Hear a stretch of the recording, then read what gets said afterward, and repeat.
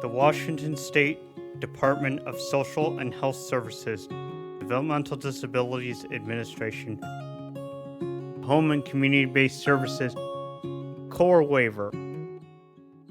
The Washington State Department of Social and Health Services, Developmental Disabilities Administration, or DDA for short, oversees programs and services that support people with intellectual and developmental disabilities in just about every area of life and at every stage of life.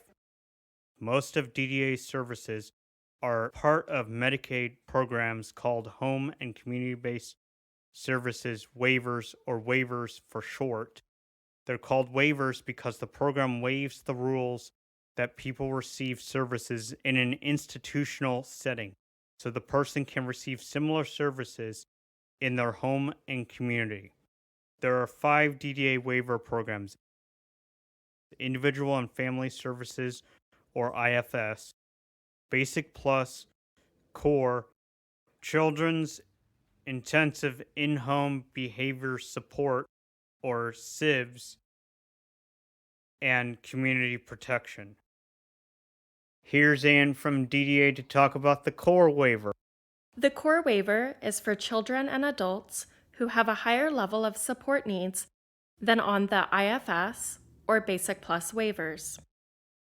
It's for those who are at immediate risk of out-of-home placement and have a need that cannot be met by the Basic Plus waiver and other resources, such as up to 24-hour residential services.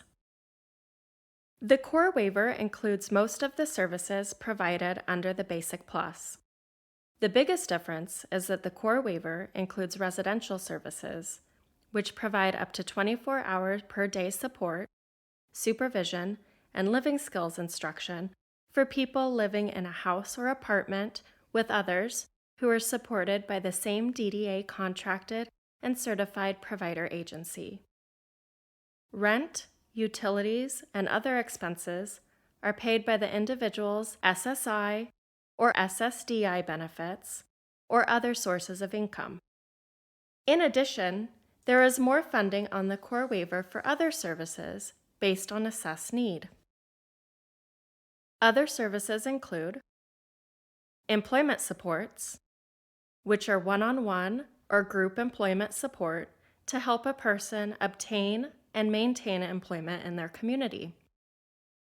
Environmental adaptations that provide modifications to a home to help a person physically enter or move around their home. Specialized equipment and supplies. These are medical or therapeutic items not covered under insurance that help a person with their physical health or participate in a therapeutic treatment plan. And specialized habilitation for people not receiving residential services, which helps people learn or maintain a range of life skills to enhance their well-being. These are just some of the services covered by the core waiver. There's quite a bit more, so be sure to talk to your DDA case manager about your options. Although core waiver services are typically provided in a residential setting, such as supported living, state-operated living alternatives, or group training homes, they can also be provided in the person's family home or in their own home. To be eligible, a person must be a client of DDA, meet functional eligibility criteria for the core waiver, which is done during the DDA annual person-centered service planning meeting, and meet financial eligibility criteria based on their own individual income and resources. If the person is a child, the parent's income and resources are not considered.